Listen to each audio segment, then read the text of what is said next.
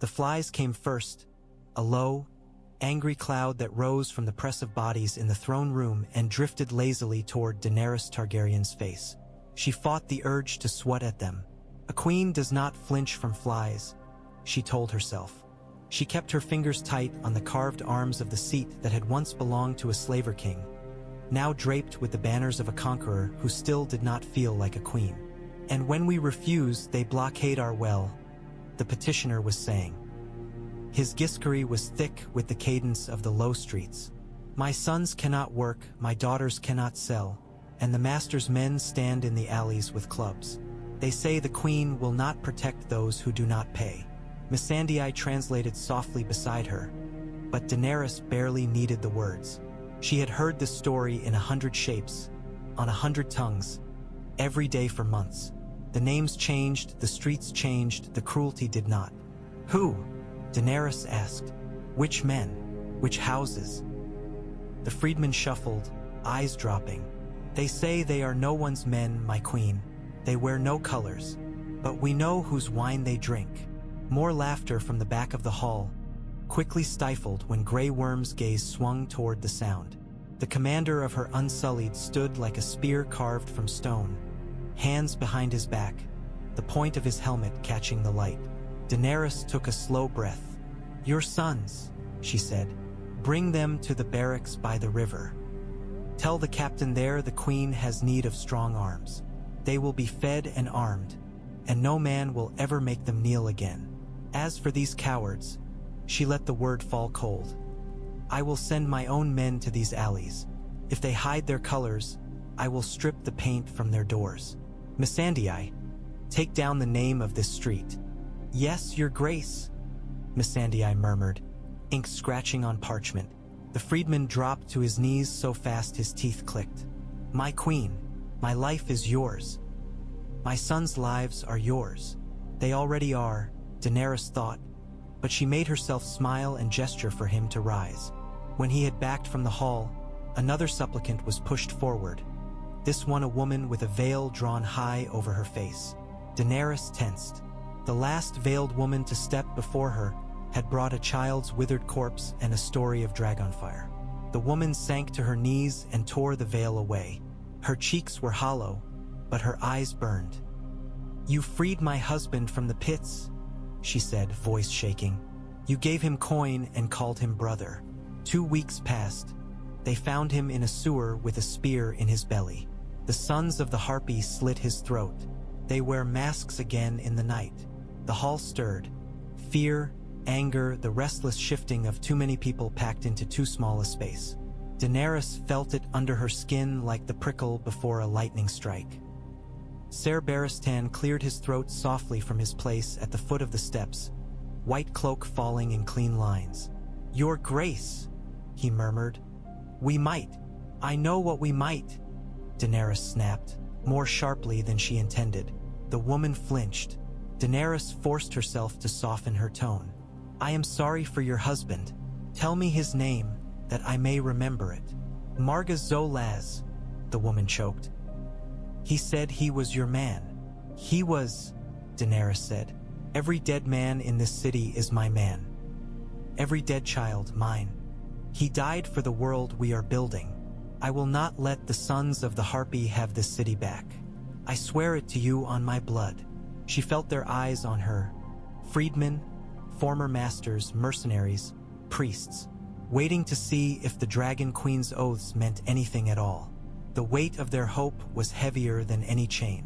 By the time the last supplicant had come and gone, the torches had burned low and Daenerys' back ached. She rose from the high seat, ignoring the murmurs that rippled through the hall. Let them look, she thought. Let them see that even a queen must stand. "Enough petitions for today," she said. "Missandei, come." Ser Barristan, Grey Worm, walk with me. They moved through the side passages of the pyramid, trading the stink of too many bodies for the dry dust of old stone. Rust-colored Ghiskery glyphs crawled along the walls, half scrubbed, half defiant.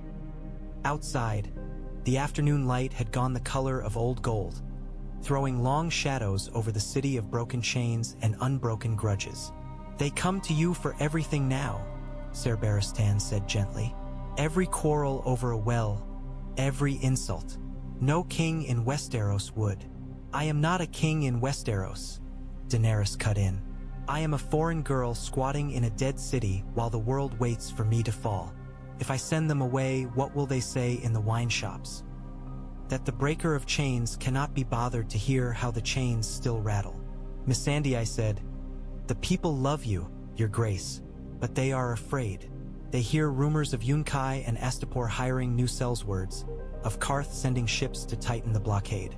They whisper that the masters of Old Volantis pay to see you fail.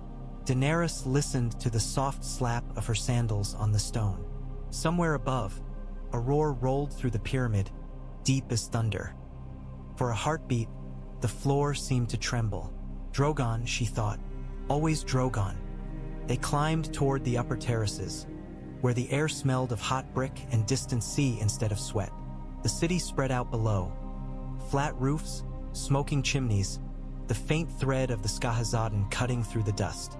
On a nearer rooftop, children chased one another between laundry lines, shrieking with laughter. Daenerys watched one boy leap from one roof to another, his bare feet gripping the baked clay. In the pit of her stomach, something twisted. How many of them would grow to curse her name if she failed? How many would never grow at all? You cannot hold this city forever like this, your grace, Ser Barristan said. The old knight's voice was gentle, but there was iron beneath it.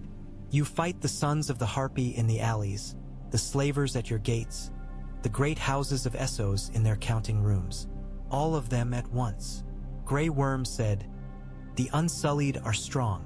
We will fight in alleys, in gates, in counting rooms. You will fight and die, Barristan said softly. Forgive me, Commander, but it is the truth. This city is a swamp. Your enemies throw corpses into it until you drown. Daenerys turned on him. And what would you have me do? Sail away and leave them to reforge their chains? I did not cross the narrow sea to play at conquest and then run. No, Barristan agreed. You crossed the sea to take a kingdom that is yours by right. And you will never set foot in Westeros while you spend your strength putting out fires here. The word Westeros struck her like a thrown stone. For a moment she saw it again as she had dreamed it. Green fields, tall towers, a sprawl of red roofs beneath a great black throne. A land that had never seen her and would hate her, yet belonged to her all the same. Westeros is not my right if the children in these streets must pay for it with their blood, she said. What good is a throne of swords if it is bought with broken chains reforged? Missandei's hand brushed her sleeve, a touch as light as a moth's wing. There must be another path, your grace, she said quietly. Perhaps, if slavery were broken in all the lands that profit from it, Meereen would not stand alone. Daenerys looked at her. All the lands. Yes, Missandei said. Yunkai, Astapor, New Ghis, Qarth, Old Volantis. The free cities that trade in flesh behind softer names. If they had no coin to pay murderers here, they would have less reason to arm them, Barristan conceded. But to break all those powers would mean war on a scale you have not yet seen. Decades of it, perhaps. Va. The word settled over Daenerys like a cloak. She had worn it before, crossing the Red Waste, taking Astapor's gates, listening to her dragons scream as they tore men apart. She remembered the smell of burning fat in her hair, the way her heart had hammered so hard she could taste blood. You told me once I was the blood of the dragon, Ser Barristan, she said. Blood of Aegon the Conqueror. Do you think he looked at Westeros and saw a safe path? Barristan's jaw tightened. Aegon had dragons, he said. You have 3, and a city that will rise against you the moment you turn your back. 3 dragons, Daenerys thought, and felt again the shudder in the stone when Drogon roared. 3 dragons, and a world that still dared to treat her like a beggar queen who would be grateful for one small city in a poisoned bay. What if this city was not alone? She asked slowly. What if the slavers had no harbors to flee to, no markets to sell their stolen flesh, no allies across the sea? What if Essos itself bent the knee? Meereen would not be a swamp then. It would be the heart of a new world. Grey Worm's dark eyes gleamed. An empire of freedmen, he said. No chance. No masters. Barristan looked troubled. Empires have a way of growing teeth, your grace. Even for those who begin with the best of hearts. Then I will pull the teeth myself, Daenerys said. Better my teeth than theirs. She turned back to the city, to the distant shimmer of the sea. Ships sailed upon that glittering strip, fat with grain and gold and flesh. She imagined them aflame, their masts like torches. She imagined the coinless faces of the men who had poured her enemies' gold. I will not flee this swamp, she said, more to herself than to them. I will drain it. Night came creeping up the pyramid, one shadow at a time. Daenerys left her counselors with orders for fresh patrols and new levies and climbed higher still, toward the one place in Meereen that never truly slept. The air grew hotter with every step, tinged with ash and the sharp tang of reptile musk. The dragons were restless. The great terrace that had once been a pleasure garden was now a field of broken statues and charred stone. Scorch marks crawled up the walls, black tongues licking toward the stars. In the center, a heap of bleached bones and half-burnt carcasses marked Drogon's preferred feeding ground. Two smaller shapes lurked near the far wall, pale scales catching the moonlight, eyes like coals. Regal, Valyrian. Daenerys' voice came out hushed despite herself. Where is your brother? The answer came with a gust of hot wind. Drogon swooped down out of the darkness, wings spread so wide they seemed to blot out the moon. His roar shook the stones beneath her feet. He landed hard enough to crack old tiles, then stalked toward her, head lowering, smoke streaming from his nostrils. Every time, there was a heartbeat where Daenerys wondered if he would tear her apart. She stood her ground. My son, she said, forcing steadiness. Have you been hunting again? Do you leave me any goats at all? His scent washed over her. Ash, blood, the metallic tang of singed hair. Drogon's head swung close, black scales gleaming, eyes pools of molten fire. He sniffed at her chest, her throat, as if seeking some hidden scent. Then he hissed, a sound like steam escaping a kettle, and nudged her with the side of his jaw hard enough to stagger her. The other two came slinking closer, emboldened by Drogon's presence. Valyrian nosed at her hand, teeth clicking when she did not move quickly enough. Regal's tongue flicked out, tasting the sweat at her wrist, their weight, their heat, the raw power under their skin. It filled her with a fierce, terrified pride. She laid a hand on Drogon's snout. You are too big for this city, she whispered. Too big for this terrace, this pyramid, this bay. And so am I. Drogon's pupils narrowed to slits. Somewhere deep inside, in the place where she had stood unburnt among the ashes of her husband's pyre, Daenerys felt something answer. Not words exactly, but a sense of hunger. Not for meat, but for open sky, for wind under wings, for fields and towns and cities to fly over and claim. If I do nothing, she thought, you will take what you want anyway. You will go hunting where you choose, and men will die. They will bring me burnt bones and call them my crimes. If I chain you, you will wither, and so will I. But if I loose you, a memory rose, like smoke from another life. The first time she had named herself Stormborn. I must be their storm, she had thought then. Now the storm had grown teeth and scales and wings. You want more, she murmured. So do I. Meereen is not enough. The Bay of Slavers is not enough. We will eat the world that feeds on chains. Drogon's throat rumbled. A flicker of red danced between his teeth. Behind her, she heard the scrape of sandals on stone. Your Grace, a voice said. Daario Naharis stepped into the firelight, all gold teeth and insolent grace. I see you have gathered your true counselors. Some counselors, Daenerys said, at least know when to keep their swords sheathed in the throne room. Daario laughed, unoffended. In the throne room, perhaps. Outside it, my sword is always yours, my queen. And my company's. Your company, she said. The Stormcrows. and the second sons, the sellswords who stayed. Those whose captains know which side of the coin will still have blood on it when all of this is done, Dario said. Astapor arms new legions. Yunkai hires every band of cutthroats it can find. Qarth sharpens its smiles. If you mean to keep your pretty city, you will need men who know how to kill for coin. I need men who know how to fight for something more than coin, Daenerys said. For a world without chains. Coin buys their food while they learn, Dario said with an easy shrug. Let their hearts follow your banners. Their bellies will follow mine. She looked back at Drogon's blazing eyes, at the pale shapes of Regal and Valyrian coiling behind him. An army of freedmen, a spear point of Unsullied, a handful of sellswords who thought they could ride a storm without being struck.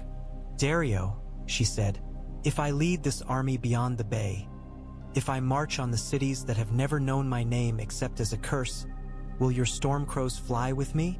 Into hell itself if you ask it, Dario said promptly.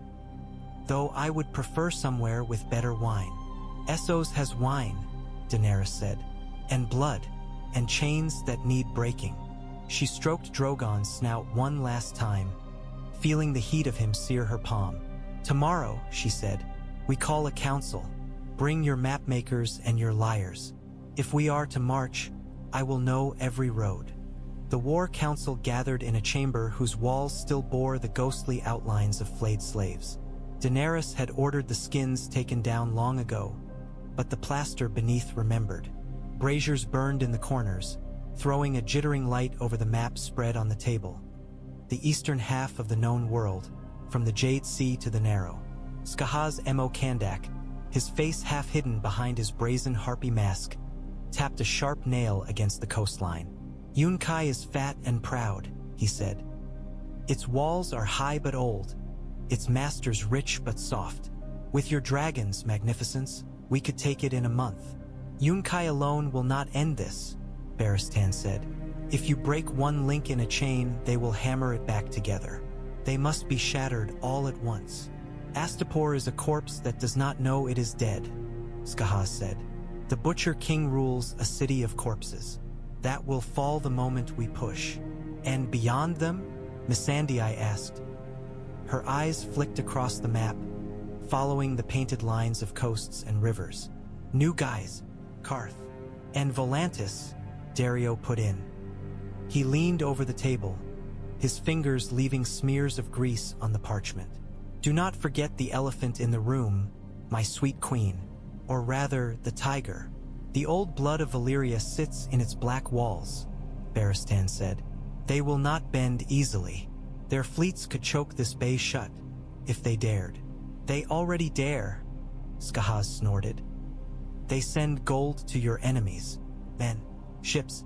They whisper in the ears of every man who dreams of seeing you burned. If you leave them, they will gnaw at you forever. Daenerys traced a finger along the painted line of the coast. Yunkai, Astapor, new guys with its proud towers. Qarth, the so-called queen of cities. Old Volantis, straddling the Rhoyne like a spider poised above a river of men. It is too much, Barristan said quietly, as if reading her thoughts. Too many enemies. Too many fronts. Aegon took 6 kingdoms in 2 years, but he did not do it alone. His sisters rode with him. There were no dragons to stand against him. The world was unprepared. And now, Daenerys asked, now the world has spent years watching me, waiting, sharpening knives. Do you think they will be less prepared if I sit here for another year, another 10? Barristan said nothing. Grey Worm spoke instead. Unsullied will march where you command, your grace. We will not break. We will not flee. We will stand in streets of Yunkai, Astapor, New Guys, Qarth, Volantis. We will hold gates while dragons burn towers. We will die if you say. I do not want you to die, Daenerys said fiercely. Grey Worm inclined his head. Then we will live, but we will march. The room was quiet for a heartbeat. Daenerys felt it again. That weight of waiting eyes, the world holding its breath. Not just in this chamber, but in the streets below, in the taverns and pits and markets of 100 cities that did not yet know they would one day taste her dragon's fire. "I am one small woman," she said, "but I have 3 dragons. 3 is more than the world has seen in a century. The masters think if they starve Meereen long enough, I will give up. They do not understand that it is not Meereen I want. It is the world that devours it." She looked up, met each gaze in turn. Missandei's quiet faith, Grey Worm's quiet resolve, Skaha's savage hunger, Dario's delight, Barristan's troubled honor. "We will take Yunkai and Astapor first," she said. "We will break the bay and rebaptize it in Dragonfire.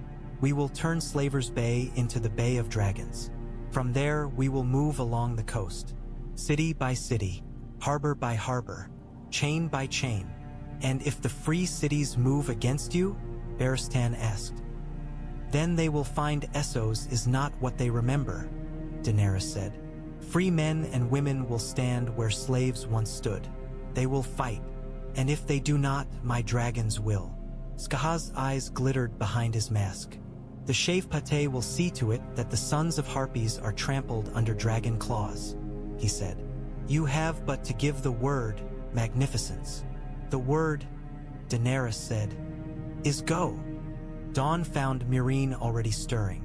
Messengers sprinted through the streets, carrying sealed orders to barracks and docks.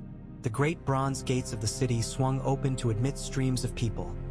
Freedmen answering the call for levies, merchants seeking contracts, lingerers drawn by the scent of change.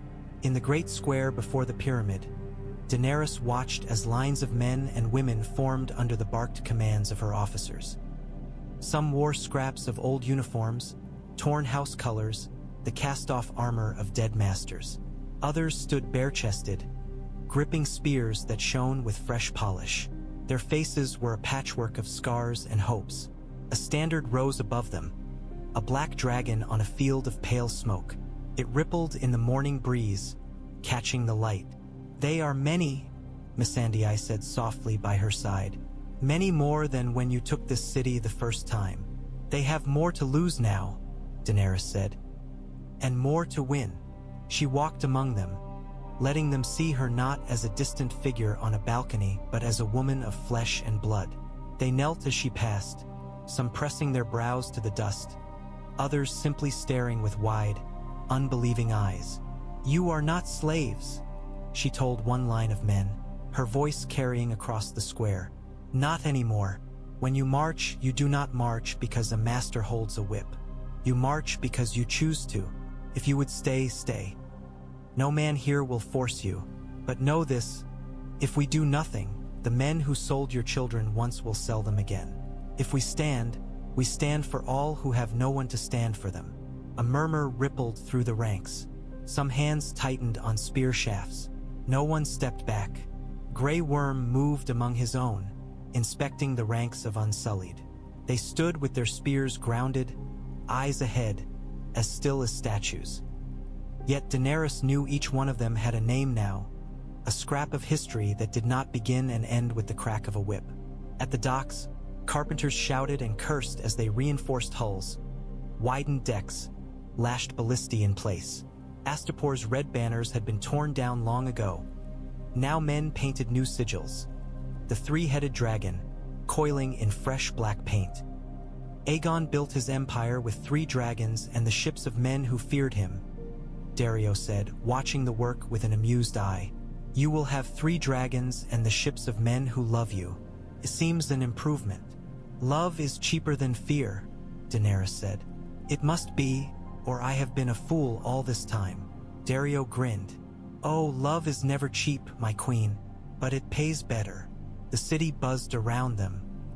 Somewhere above, an enormous shadow slid across the sun as Drogon wheeled in lazy circles.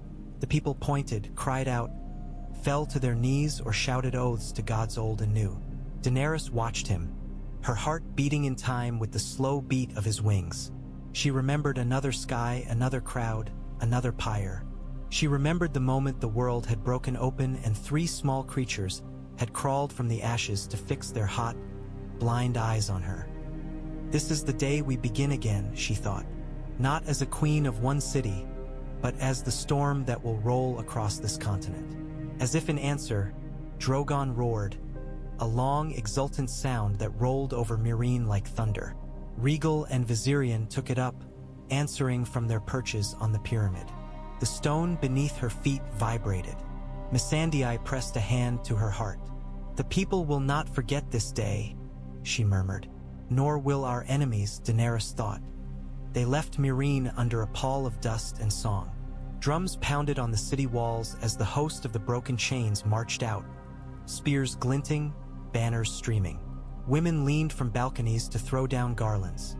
Children ran alongside the columns until the heat drove them back. Old men watched in silence, their eyes measuring, weighing. Daenerys rode at the head of the column on a gray mare that had once been a pit fighter's prize. Her white hair streamed behind her like a banner of its own. Above, the sky belonged to her dragons. Drogon paced the army's advance, occasionally swooping low enough that horses shied and men ducked. Valyrian and Regal flanked him, smaller but no less terrible to behold. The first days were easy enough. The road from Meereen to Yunkai had been traveled by armies before. Wells had been dug, way stations built. Daenerys scouts rode ahead, sweeping the horizon. At night, fires burned across the camps, and the talk was of victory, of the plunder of masters' houses, of the taste of a world without collars. On the fourth day, the first bodies appeared. They were nailed to crude wooden posts along the roadside, their skins flayed away to show raw meat underneath. Some had harpy masks nailed over their faces. Others had nothing but a word carved into the wood beneath them, in thick Ghis script. "Return." The column slowed. Men muttered, spat, crossed themselves. The flies were thicker here, drawn by the meat. "Cowards," Skahaz snarled, ripping one of the masks free. "They think to frighten us with their old tricks." "This is not a trick," Barristan said. He gestured at the bodies. "This is a message. Not to you. To them." He nodded toward the freedmen ranks. "The masters are telling them what awaits those who follow you." Daenerys' throat felt tight. She forced herself to look at each face, or what remained of it. They were men and women of Meereen, she realized. A baker whose bread she had once tasted. A scribe who had petitioned her for a license to teach letters. A boy who had laughed in the square when Drogon flew overhead. "They did this because I would not stay and fight them in their own streets," she said, the words tasting like iron. "They think I have turned my back." Missandei, riding just behind her, said quietly, "They do not know that you are coming for them instead." Daenerys swung down from her horse. The heat hit her like a wave. She walked to the nearest body, ignoring the stench. The man's eyes were gone, pecked out by birds. The word beneath him was smudged with blood, but she could still read it. "Return." "No," she whispered. "Not return. Remember." She reached up, laid her hand against the wood. "I remember you," she said softly. "I will remember all of you. When I burn their city, I will remember who lit the first fire." The army watched in silence as she moved from post to post, each time touching the rough wood, each time whispering something Missandei could not quite hear. When she mounted again, something had settled in their faces. Fear, yes, but also a harder thing. "Let them show us their cruelty," Grey Worm said. "The more they show, the less any man who marches with us can doubt why he does so." Daenerys looked ahead, toward the horizon where a line of faint smoke hinted at a distant city. Yunkai, yellow as pus in her memory. The wise masters would be watching the road, counting her banners, measuring her dragons against their walls. "Let them look," she said. "Let them nail every man and woman who ever spoke my name to their posts. They think it will turn you from me. It will not. It will only give us more ghosts to avenge." Yunkai rose from the plain like a sun-baked dream, its walls the color of old parchment, its gates banded in dull bronze. From a distance, it might have looked peaceful. Up close, Daenerys could see the glint of spearheads along the parapets, the dark slits of arrow loops, the flutter of banners bearing the sigils of houses that had once sold men to die in their pits.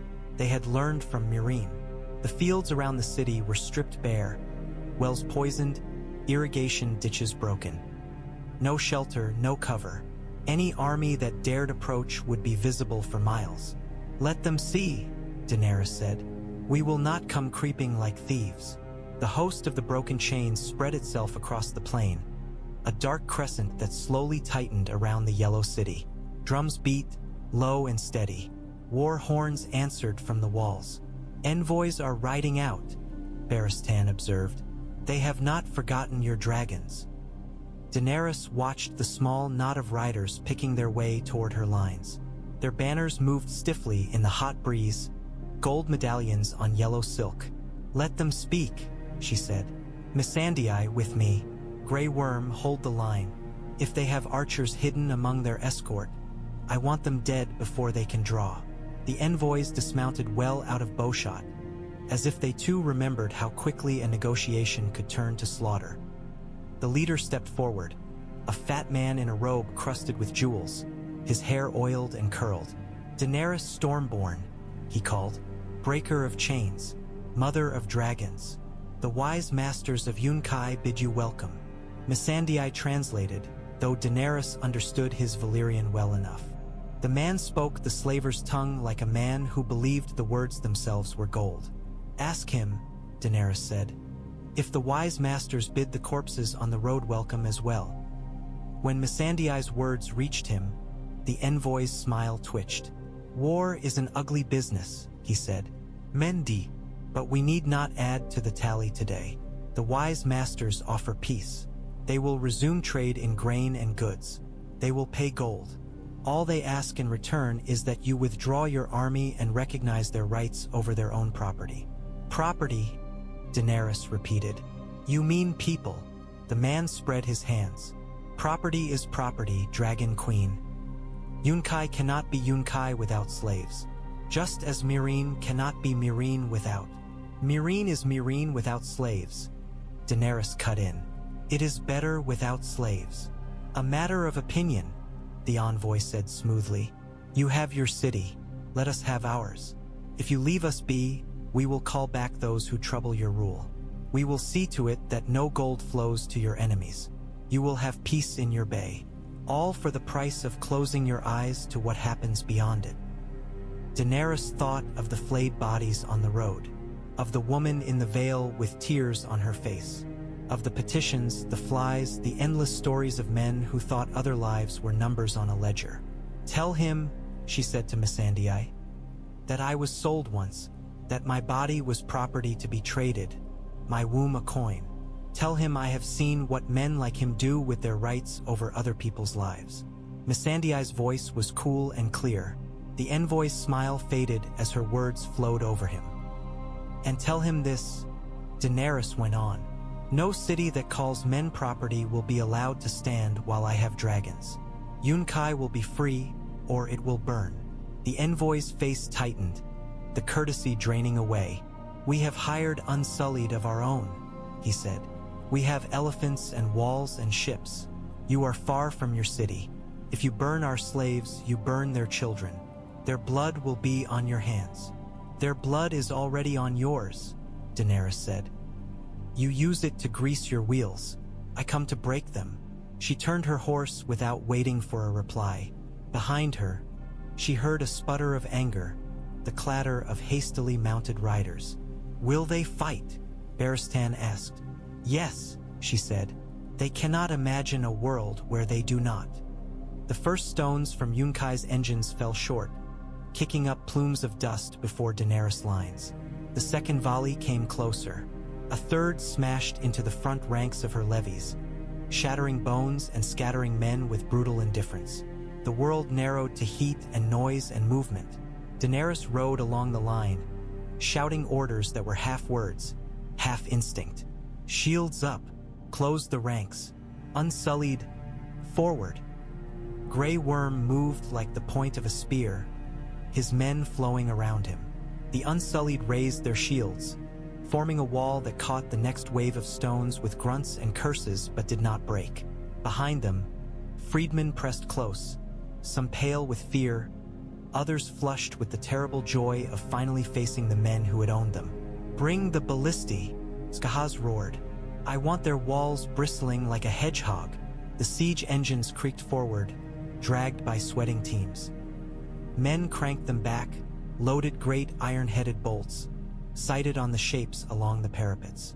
Daenerys watched as the first volley arced up, hung for a breath against the sky, then plunged down into the city's defenses.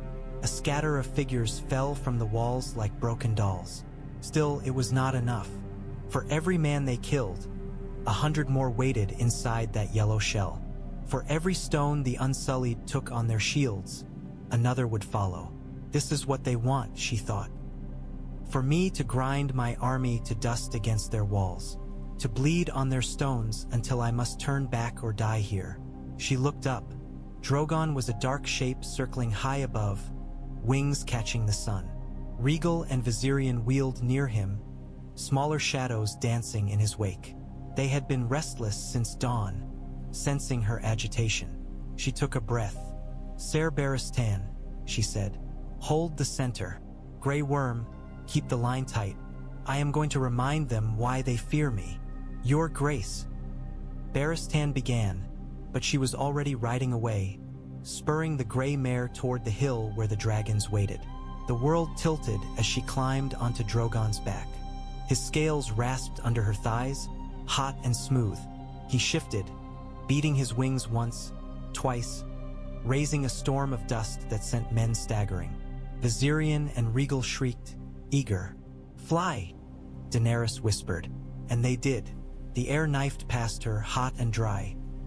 Yunkai fell away beneath them, its walls shrinking to a ring of pale stone. The battlefield became a child's game board. Tiny figures moving in uneven lines, the puff of dust where a stone landed. Beyond, the desert stretched to the horizon. She could have flown away then, west toward the sunset, north toward the unknown, anywhere but down. Instead, she leaned forward. "Dracarys," she breathed. Drogon folded his wings, diving. The wind howled around them. The walls rushed up. She saw the faces of the men on the parapets, their mouths open, their hands lifting in futile gestures. Drogon opened his jaws. Fire roared out of him, a torrent of orange and red and black that washed over the battlements. Men vanished in it. Stone glowed, cracked, exploded. The top of the wall melted like wax in a forge. They flew the length of the wall, leaving a trail of ruin. Regal and Valyrian followed, their own streams of fire weaving into Drogon's like threads in a burning tapestry. Arrows hissed past them, some striking scales and bouncing away. A few found softer flesh. Daenerys felt one slice along her arm, a line of pain and heat, but she did not flinch. Below, her army surged forward with a roar. The gap in the wall spat smoke and rubble. Unsullied poured toward it, shields up, spears bristling. Behind them, freedmen screamed oaths and the names of dead loved ones. Daenerys and her dragons turned, climbed, dove again. This time she aimed for the great bronze gates. They glowed already with reflected heat. Drogon's fire hit them like the breath of a god. Metal screamed, warped, sagged. Under the assault of 3 dragons, the gates gave way, molten bronze running like water. Yunkai opened. The battle within the walls was short and brutal. Once the breach was made, the Unsullied flowed through like water poured into a cracked jar. They moved with mechanical precision, cutting down any man who raised a weapon, stepping past those who threw theirs aside. Behind them came the freedmen, their fury less disciplined but no less deadly. Daenerys circled above on Drogon, scanning the streets. Fires burned where dragonflame had spilled over. Smoke curled up in thick black plumes. She smelled scorched flesh, smelted bronze, the sharp, coppery tang of blood. The dragons shrieked, exultant. She could have let them loose then, turned them loose to hunt through the streets, to burn any man who looked like a master, any house with gold on its door. The thought came to her unbidden, seductive, quick, simple. Let the fire cleanse what the sword could not. No, she thought, no, the world I want cannot be built on ash alone. She guided Drogon down, landing hard in the great central square where the wise masters had once held their markets. Statues of harpies loomed over her, their stone wings spread. Some were toppled now, shattered by Dragonfire. Others still stood, their blind eyes staring down. "Unsullied," she shouted. "To me!" Grey Worm appeared from the smoke, armor scorched, his spear dark with blood. Behind him, ranks of Unsullied formed, shields raised, eyes on her. Freedmen clustered in the alleys, some still gripping bloodied knives, others clutching looted trinkets to their chests. "Tell them," Daenerys called to Missandei, who had ridden in with Barristan's guard. "Tell them what has happened here." Missandei lifted her voice, calling out in Ghiskari and High Valyrian and the traitor's tongue, letting the words ripple through the square. "Yunkai has fallen. The gates are broken. The walls are burned. The wise masters lie dead or in chains. The Mother of Dragons declares, there will be no more slaves in this city. Any man who holds another as property must lay down his whip, break his chains, and come before her to swear never to do so again. Any who defy will be punished." The murmurs grew, swelling into a roar. Some men fell to their knees where they stood. Others looked around, as if expecting the old masters to step from behind a column and shout the word that would turn all this into a dream. "Bring me their ledgers," Daenerys said. "Their records. Every chain they forged I will count. Every name they sold I will learn." Skahaz grinned behind his mask. "It will take weeks, magnificence," he said. "Months, perhaps. Then we will stay," Daenerys said. "We will stay until this city understands it has changed." Barristan cleared his throat. "Your Grace, we must think of Astapor, of new guys. This victory will not stand alone. If we linger too long, they will have time to gather." "I know," Daenerys said. "We will not stay forever, but we will stay long enough to show them what awaits any man who thinks the past can be nailed to a post and left by the roadside." That night, the fires of Yunkai burned in more than the braziers. Daenerys stood on the balcony of the high hall the wise masters had abandoned, watching the city flicker. Screams still echoed from some quarters, but most of the noise was raw, disbelieving laughter, the crash of broken chains thrown into the streets, the sobbing of people who could not yet believe they were free. Missandei joined her quietly. "They have found the records," she said. "Vaults beneath the counting houses, filled with clay tablets. Names, numbers, marks. The story of who was sold to whom and for what." "Bring them to me," Daenerys said. "They are heavy, Your Grace," Missandei said gently. "There are thousands." "Then bring me the first 100, Daenerys said. "Tomorrow, the next. I will not let their names be numbers. Not anymore." She looked out over the city. The dragons wheeled overhead, their silhouettes cutting across the moon. Somewhere far below, the first tentative notes of a song drifted up, a tune that had once been sung in chains, now rising without them. "This is one city," she said, "one link. Tomorrow we march for the next." Daenerys stood on a balcony overlooking Yunkai at night, the city below lit by scattered fires and torches. Freedmen in the streets threw chains into bonfires, their shadows leaping on walls as they danced or wept or simply stood, staring at their empty wrists as if they could not quite believe they were bare. The air smelled of smoke and sweat and the faint, sharp tang of melted bronze. Somewhere, a man was playing a flute, the reedy notes weaving through the deeper sounds of celebration and grief. Every now and then a roar from one of the dragons cut through it all, a reminder that the night belonged to more than men. Missandei stood just behind her, clay tablets cradled in her arms. "These are the first," she said. "Names from the ledgers of 3 houses.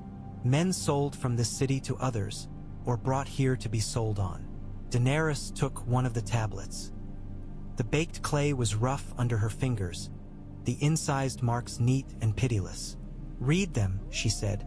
Missandei began, her voice low and clear. "Gazdur, son of Kaz, sold at 5 years to the pits of Meereen. Shira, daughter of no name, sold to the brothels of Qarth.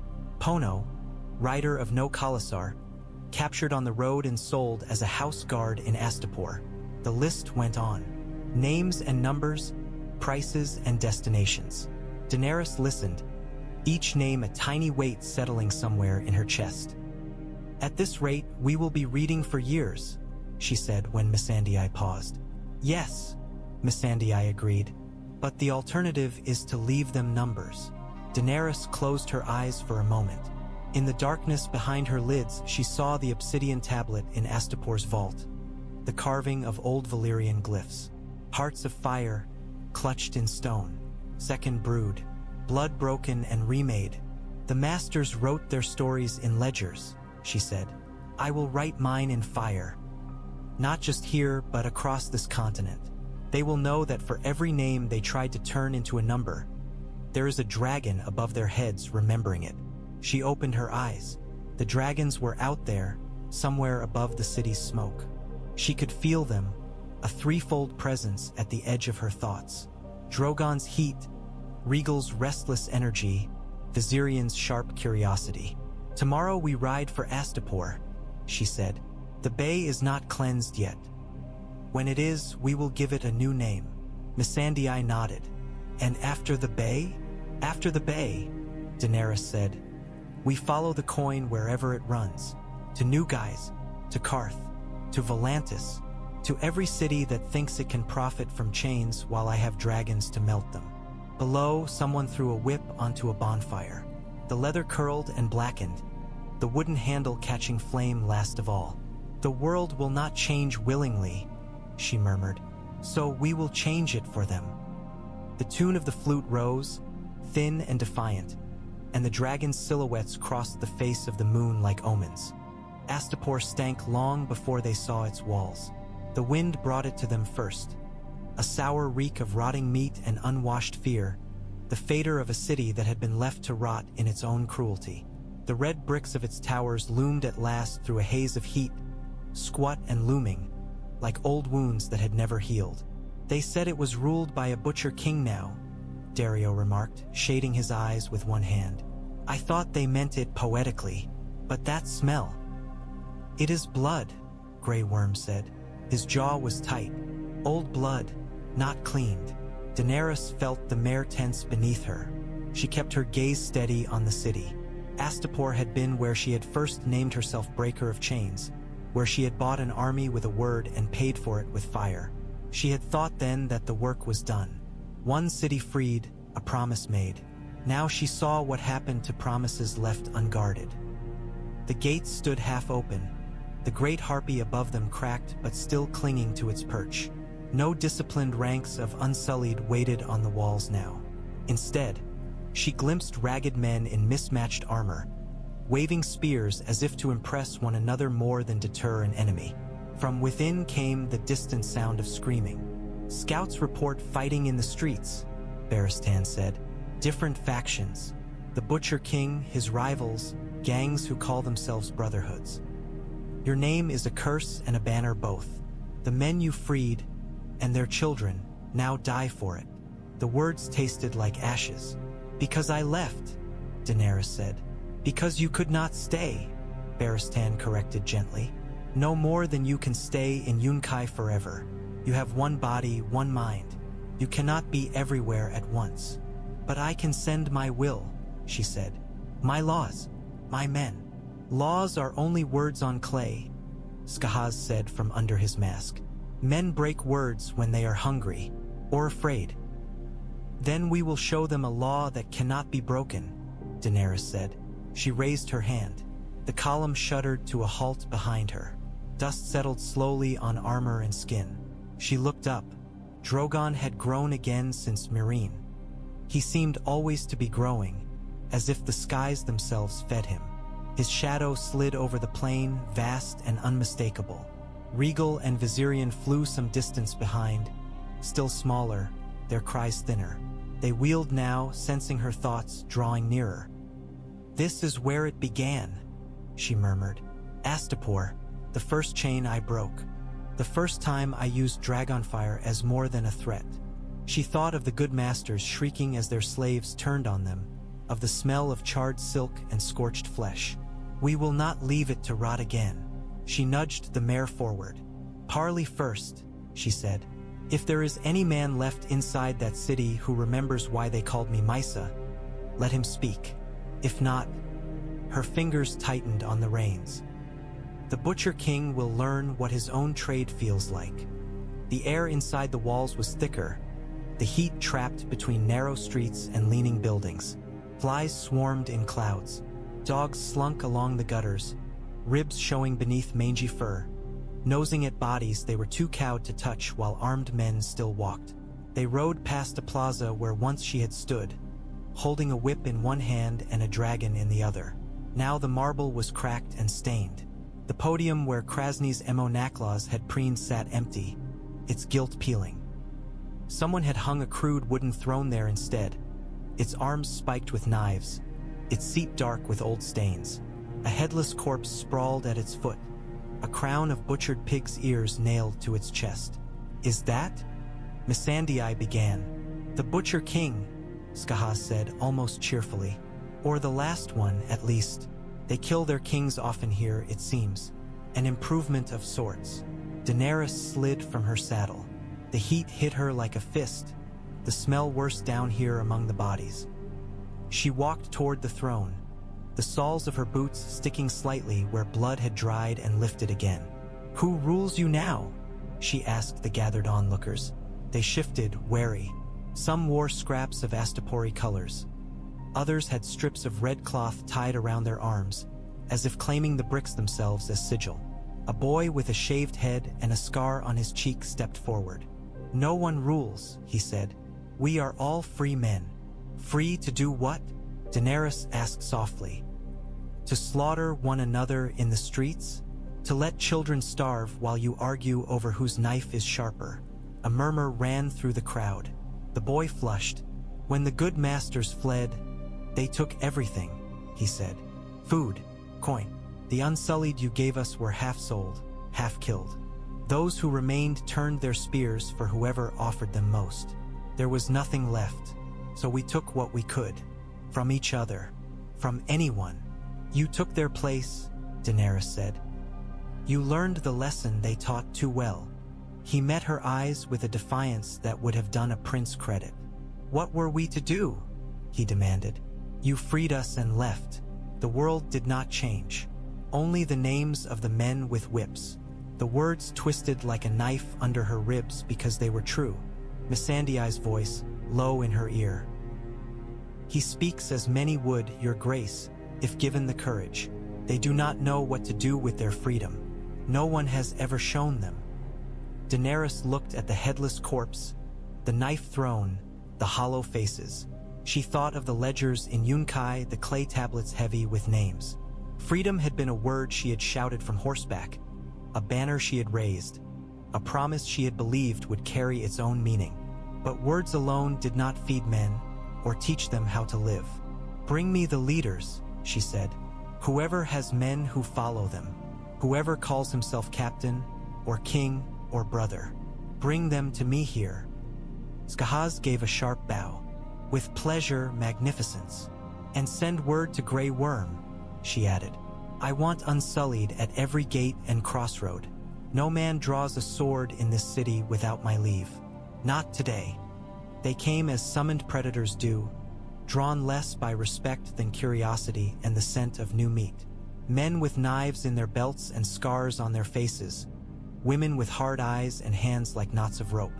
Some wore bits of old uniforms, breastplates polished to a dull shine.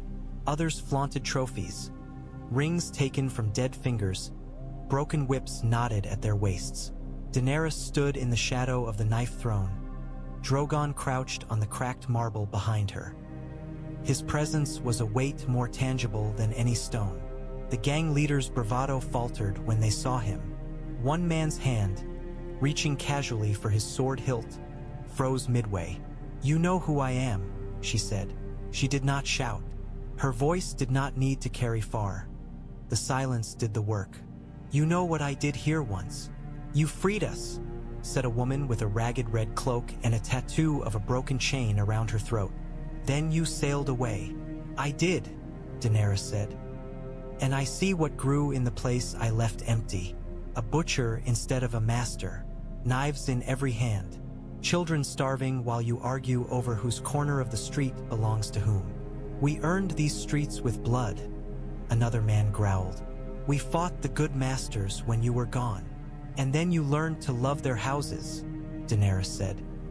You sit in their courtyards, drink from their cellars, keep their servants, only now you call them free and pay them with scraps instead of chains. A ripple of anger ran through them. She let it. You call this freedom, she said. It is only a different sort of slavery. You are chained to fear, to hunger, to the memory of whips. You took their tools and turned them on one another. The woman with the broken chain tattoo spat on the ground. What else were we to do? Wait for you to remember us. Daenerys met her gaze. No, she said. You were to learn to rule yourselves, to build something better than what you destroyed. I see you were given no tools for that. So now I will give you what you lacked. A law, an order, and a shield.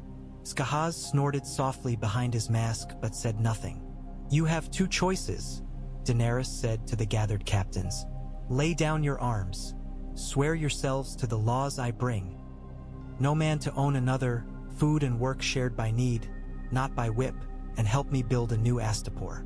Or defy me, and you will be the last kings your streets ever see. Easy for you, the tattooed woman said. You have dragons. Yes, Daenerys said simply. Ido. And I will use them where I must, but not to rule you every day. You will rule yourselves in the end. I am not here to be your queen forever. I am here to make certain no man ever dares put a collar on your children again. Drogon shifted, a low rumble rolling from his chest. Heat pressed at her back. Slowly, one by one, the captains knelt. Some did it with reluctant stiffness, others with theatrical fervor. A few hesitated longer, weighing pride against survival. In the end, they all bent the knee, to her or to the shadow behind her. It did not matter yet. They will learn the difference, she told herself, or they will burn. Astapor did not change in a night, but in that night something shifted, as if the city itself had taken a shuddering breath. Unsullied patrols moved through the streets with measured tread, their presence a wall against casual murder. Kitchens that had once fed only masters opened their doors under threat of Dragonfire. Cauldrons of thin stew ladled out to lines that stretched down alleys. Daenerys walked those lines with Missandei, listening.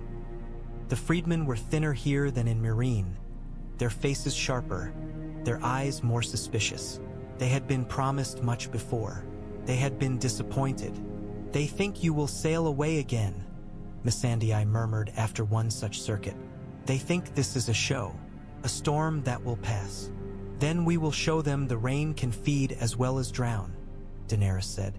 She ordered the old slave barracks converted into schools. Any who could read were set to teaching those who could not, under threat of losing their rations if they shirked. Gang captains who had knelt were set to organizing work parties, not raids, repairing wells, clearing bodies from streets, replanting what fields had not turned entirely to dust. Some grumbled, some resisted. When one crew abandoned their work to loot a deserted counting house instead, Daenerys had them dragged into the plaza and set before the knife throne. Drogon loomed behind her, wings half spread. You knelt, she said. You swore. Your oaths were worth less than the coins you tried to steal. The man who spoke for them laughed, a short, harsh sound. We are free, he said. Free men take what they can. That is what you taught us when you burned the good masters. I taught you that no man has the right to own another, Daenerys said. Not that you might take what you please from those too weak to stop you. That is the master's lesson, dressed in different clothes. She did not burn them. Instead, she had gray worms strip them of their weapons, their gang badges, even the red cloth on their arms. They were put to the most menial labor. Sewer cleaning, corpse hauling, scouring the old slave pens. Their rations cut to half. Freedom is not the right to prey on those weaker than you, she told the watching crowd. It is the promise that you will not be prey. I will not be your butcher queen. I will be the last storm you must endure alone. Later, in a quiet chamber with cracked red plaster and a balcony that looked out over the river, Barristan approached her. The old knight had dust on his boots and lines of weariness at the corners of his eyes.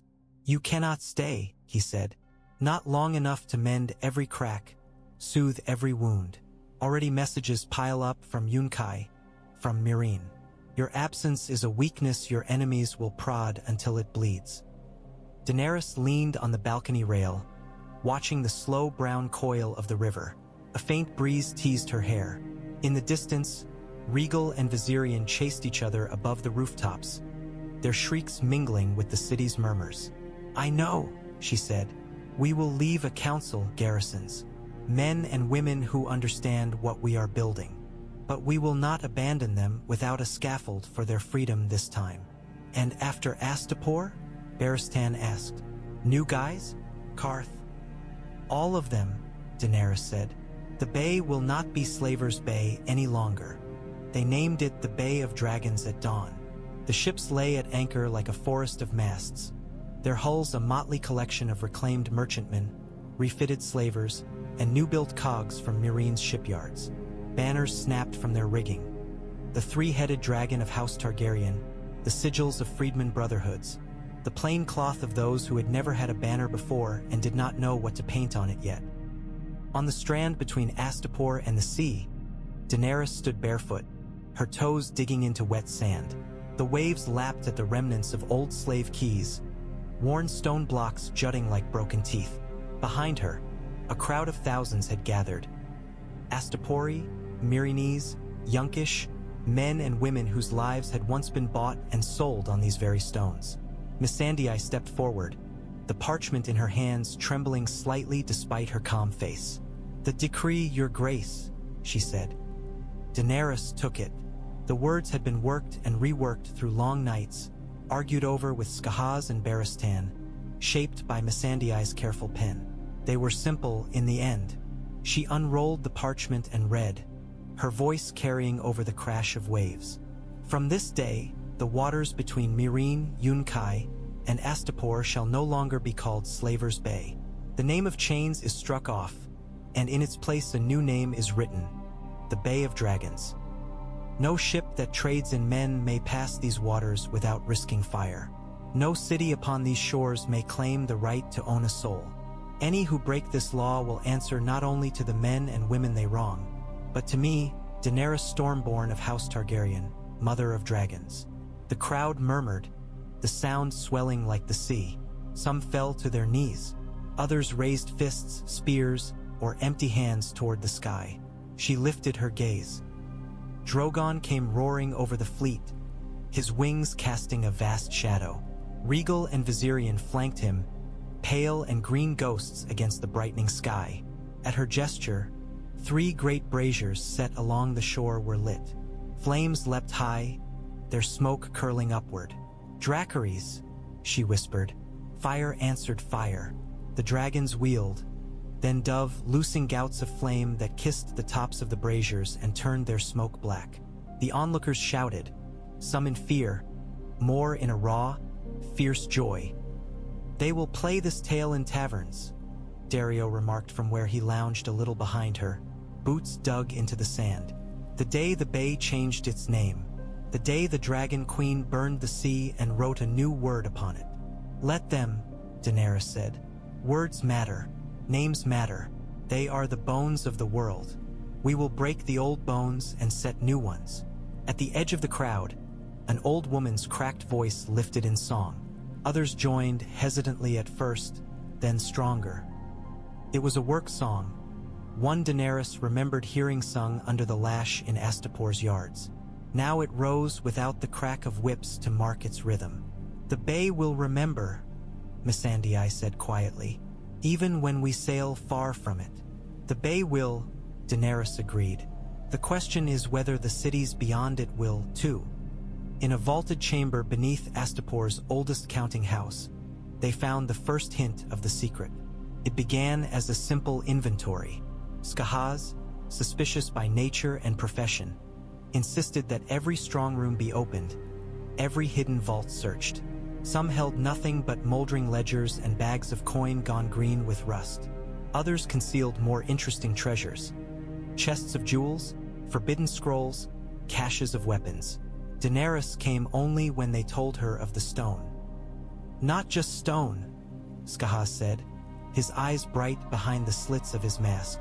"Black glass, the old kind, obsidian, dragon glass." The word whispered through her like a breath from another life.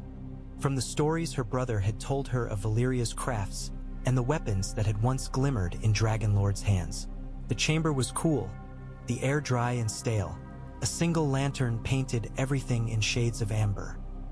In the center of the room lay a slab of black stone the size of a small table, its surface carved with tight lines of glyphs. The edges were chipped, as if some impatient hand had broken it from a larger piece. Missandei bent over it, fingers hovering just above the carved grooves. "The script is Valyrian," she murmured. Older than the High Valyrian I know, but some roots remain." "Read what you can," Daenerys said. They worked by lantern light for hours, Missandei sounding out the shapes, Barristan offering what memory he had of Maester's mutterings, Daenerys herself tracing letters that seemed to vibrate under her fingertips. "Here," Missandei said at last, tapping a cluster of glyphs. "This speaks of hearts, not human, hearts of fire, clutched in stone. And here, the second singing of wings, or perhaps second brood." A shiver ran along Daenerys' spine. "Second brood," she repeated. "Of what?" Missandei moved to another line. "In the days when the 14 flames roared, when the sky was striped with fire, the wise bound their lineages to stone. Eggs unhatched, hearts unnourished, sleep beneath the smoking sea." She hesitated. "Awaiting the blood that was broken and remade." "The doom," Barristan said softly. "The end of Valyria. They speak of hiding something from it, preserving it." Daenerys' throat felt dry. "More eggs," she said. "Hidden, preserved." "Perhaps," Missandei said cautiously. "The text is strained. It may be allegory, a promise of legacy, not a literal brood." Daenerys barely heard her. Her mind had flown far from the dusty chamber, across the sea, to a place she had never seen but had dreamed of. A ragged line of volcanic peaks jutting from a smoking sea, ruins fused and twisted by fire beyond imagining. "There is more," Missandei said. "Be not greedy in your hatching. Too many wings will tear the sky. Let the first brood claim the lands, the second hold the sea, the third—" She frowned. "This part is broken. The stone is chipped." "Too many wings," Barristan repeated. "They feared their own strength even then, or feared what might answer it," Daenerys said. She laid her palm flat on the obsidian. It was cool, but beneath that coolness she thought she felt a pulse, like distant thunder, or the beat of wings in some buried cavern. It was her imagination, she told herself. Nothing more. Yet the words clung to her as she left the chamber. Second brood, hearts of fire, clutched in stone, awaiting the blood that was broken and remade. Her blood, her dragons, her war. That night, sleep did not come easily. When it did, it was full of stone and fire. Daenerys dreamed of walking along the ocean floor, her bare feet sinking into soft silt. Above her, through the murky water, she saw the faint glow of molten rock, the ghost of a drowned sun. Shapes loomed in the gloom. Pillars of fused stone, arches that had once been towers, now bent and twisted. In the dream she knew where she was. Old Valyria. The corpse of an empire that had birthed her house and then devoured it. She moved through the ruins as if pulled by a current. In the distance she heard a sound like a dragon's roar, muffled by water and stone. The sea around her shuddered with it. She came to a cavern, its mouth framed by fangs of basalt. Inside, the water grew warmer, the glow brighter. On the cavern floor lay shapes like boulders, half buried in ash. Some were cracked, their insides dull and empty. Others were whole, their surfaces slick and dark. Eggs, she thought, big as carriages, bigger. When she laid her hand on one, The stone shifted. A heartbeat thudded against her palm, slow and immense. A voice, or something like a voice, brushed against her mind. Not words. Hunger, heat, restraint. It hurt, as if her skull were a shell they were trying to push through. Not yet, the feeling seemed to say. Not enough. Not ready. She woke with a gasp, sweat cooling on her skin despite the hot Astapor night. For a moment she did not know where she was. The shadows of the room loomed like the underwater ruins of her dream. Drogon crouched on the balcony outside, his bulk blocking the moon. Regal and Valyrian clung to the parapet beside him, their eyes reflecting silver.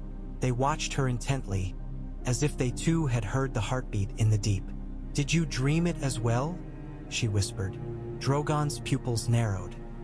He huffed, steam curling from his nostrils.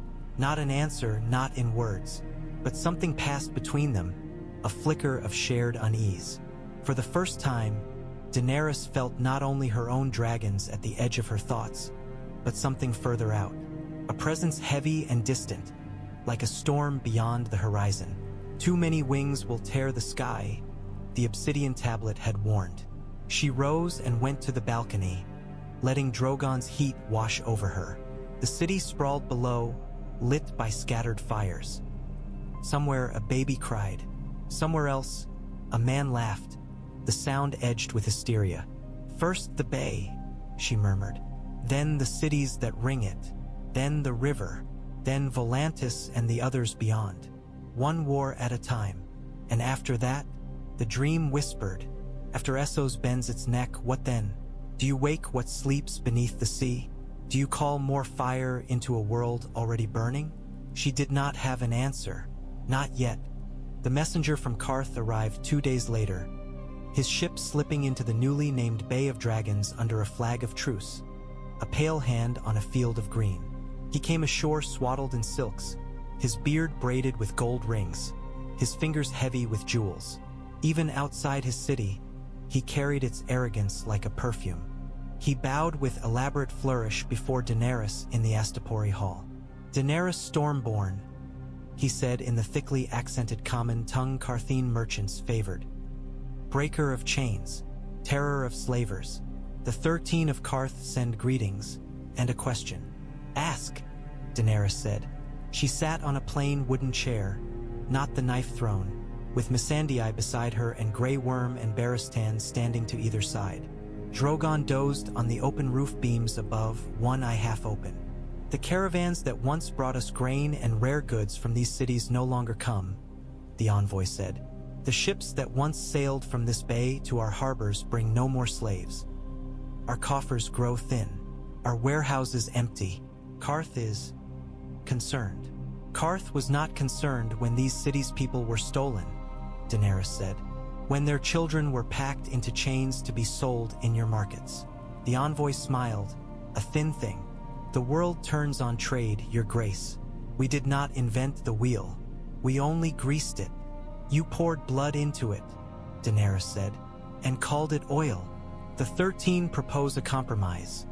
The envoy went on smoothly. "You have remade your bay. Very well.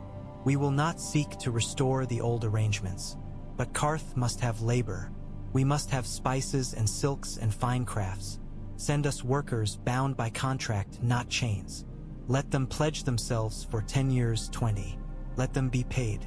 Let us pretend, if you wish, that this is not slavery by another name. The coin will flow.